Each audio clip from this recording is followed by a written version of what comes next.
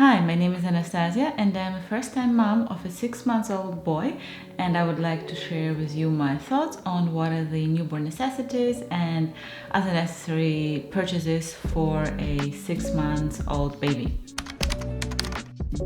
As I was pregnant, I was watching a lot of videos on YouTube about newborn necessities and regret purchases. I also asked my friends for advice, and I think that I kind of had a rather pragmatic approach to buying things for newborn. I tried to save money as much as possible, but I also wanted my life to be comfortable. And here's what I have learned in the first half a year of being a mom. Let's start with the big purchases that are, in my opinion, are absolute necessities for a newborn. So first of all, a crib. My husband and I got gifted a bassinet, and it was a good bassinet. It did its job. It can be inclined, which helped a lot with the reflux that our son had. For the first couple of months, our son happily slept in that bassinet most of his naps and through the night, and it was perfect. Up until the point where he became a little bit too heavy for me to lift during the night and pick him up and put him on my bed and then back again. And also during the day naps, I started having trouble where every time I would make him fall asleep and then I would try to put him down in his bassinet, he would immediately wake up as soon as I put him down and remove my arms. Around like 3 months mark, I kind of abandoned bassinet completely and I just started doing co-sleeping. If I were getting a second child now, I would buy a crib instead of a bassinet.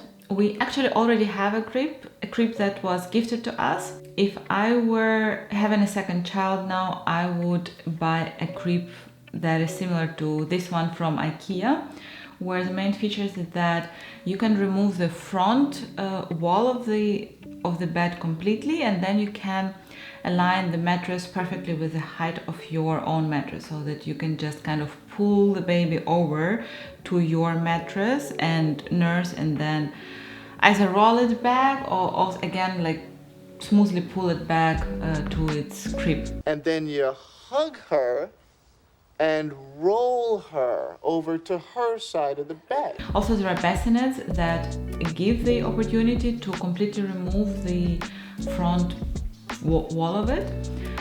They just tend to be a little bit more expensive.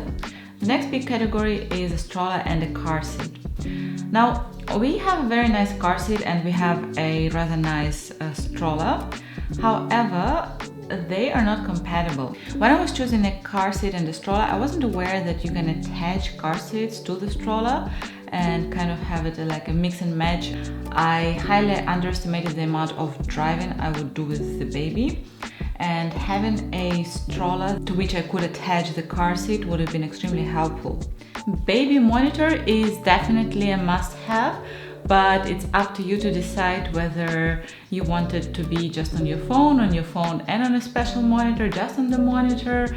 Does it need to tell you the temperature in the bedroom? Does it need to have a microphone? It's all up to you. You can get the cheapest camera and just check it up on your phone, or you can get a specialized Babyphone. It's all up to you. I have a camera with a monitor and I find it useful because that way I don't need to worry about my phone's charge. I can use my phone in parallel to do some other things, and that is just more convenient for me. What I would personally add to the category of necessary purchases is a high chair, and I would buy it right away. I initially thought that I can buy it later once my baby can sit, which is around 6-7 months. However, I found out that they have newborn inserts that you can just put on top of the high chair. It has been extremely useful for us because it enabled me cooking and having meals, because I could just sit Frederick in a bouncer on top of a high chair, and he was on the same eye level with me, so he could observe me and he didn't feel abandoned, and it kept him entertained. You should definitely get yourself a play mat like the one I'm sitting on. It's a warm and soft surface for playing, it's super easy to clean, and it's also comfortable to lie down on. Now about the things that I think that can be useful but aren't necessary. Talk about bathtubs. You can have a dedicated one, but I personally have this cheap one from IKEA with this insert from Amazon for like also, I don't know, 15 euros. And it's been quite alright. The baby can sit in here and there is like a little thing that keeps him from slipping away. And it's a little bit easier to use now that Frederick is bigger and heavier, so he kind of hangs in here, but you can also make it tighter by rolling this up, or basically just remove it and hold your baby with your arm while you are bathing. And later on you can just move to the big bath and that's also gonna be just fine. Baby towels, if you get some, it's fine, but you definitely can just use your normal towels, just wash them with the baby detergent before. If you buy baby towels or get them as a gift, you definitely don't need more than 2. The next one is a baby carrier. I got a baby carrier quite early on because Frederick hated lying in a pram, and I was hoping that maybe I will be able to still have those long walks with a baby in a carrier. But he also didn't like the carrier that much, and he only started liking it when he turned 4 months old. But I would still recommend you trying out different carriers. Whatever speaks to you most, you can give it a try. If you have an option of just borrowing it from a friend and trying it out first before you invest any money in it, then do that. And also, if you can find a carrier which can grow with your baby and you don't have to swap it completely but can just buy additional parts, then I recommend buying that one. A white noise machine is also something you can save up money on. You don't necessarily need to buy it. If you want to, you can just find some available noise on YouTube or on Spotify. That is what I did for a while. I just used my phone and didn't have a white noise machine. However, I do tend to use my phone a lot during Frederick is taking a nap, so it has become inconvenient for me. Also, if I leave the room and he's still napping, then I couldn't take my phone with me.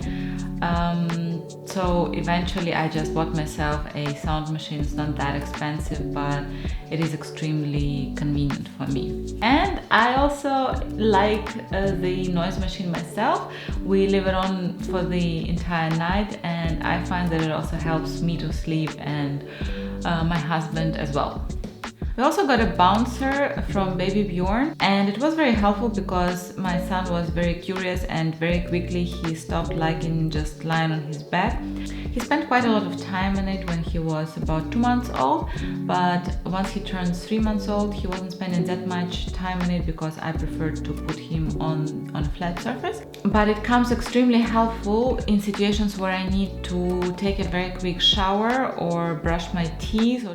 And the last useful purchase would be Pacifier, if you intend to give your baby a pacifier. If not, then you don't need it, obviously.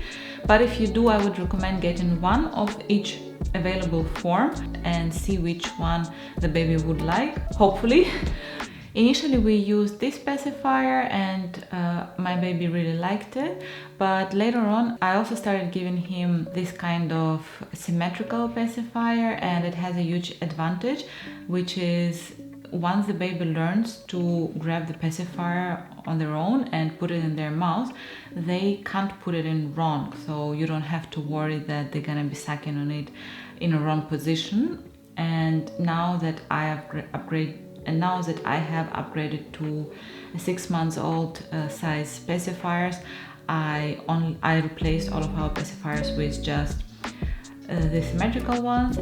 And I also really like these glowing ones that are very easy to find in the dark, and that also helps my baby to find the pacifier, so I don't have to come up to him during his naps or bedtime as often as I used to, because he wakes up and he finds the pacifier, puts it in his mouth and continues to sleep, and everybody's very happy.